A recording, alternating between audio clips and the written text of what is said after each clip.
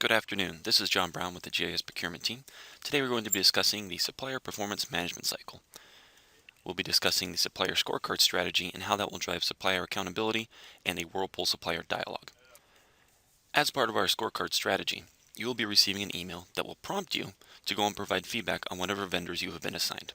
For example, I would receive an email that prompts me, John, to go and click on a link in Google Drive to review, in this case, Acme Company for project services. Once you receive this email, simply click on the link and it will take you to the Google Drive survey. Once in the survey, click Continue to begin. Within the survey, there will be multiple areas to grade a supplier's performance. Each category will have a drop-down from 1 to 5, 1 being the lowest, 5 being the highest. In addition to each one of these areas, you'll have an opportunity to enter comments. There is no character limit in the comment section, so please provide any and all feedback, both positive and negative. This will drive our ability to hold suppliers accountable and have better dialogues. Any fields that are marked in red are required. If you try to hit continue without filling out the required sections, it will prompt you to go back and complete those sections. Once you've completed all the individual sections, you will come to the final opportunity to provide comments.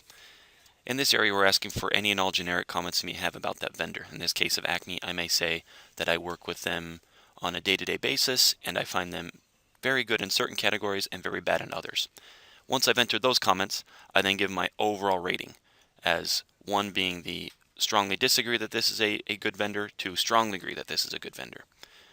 Once you're done with this, make your selection, click Submit.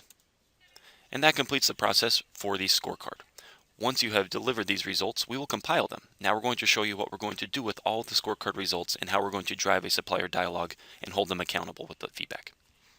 As you can see, every single survey that we reply will be able to be automatically populated into a Google spreadsheet. We will then be able to track all the scores that people provide and then the feedback comments that go in there, so we may be able to consolidate on a general high level of what vendors are good at and what they are bad at. As you can see in this scenario, there's a 3, 4, and 3 for Acme, so they're roughly average or maybe slightly above average on that initial cost estimate. Hopefully with the feedback we'll get, we'll be able to drive for more detailed discussions and driving dialogues.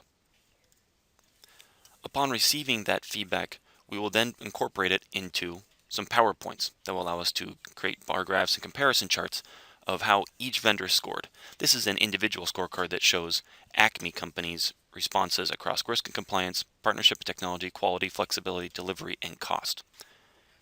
In the next slide, we'll have a comparison point across all vendors who are a part of the scorecard survey. This will allow us to look side by side how each partner rated in each one of these areas.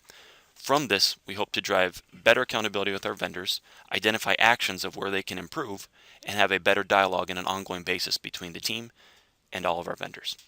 So that completes the supplier scorecard process. We appreciate your time, and please, again, give us as much feedback as possible. The more detailed you are in your comments and your thought out process in the supplier scorecard, the better we will be able to hold our suppliers accountable and have better performance from them. Thank you very much and have a good day.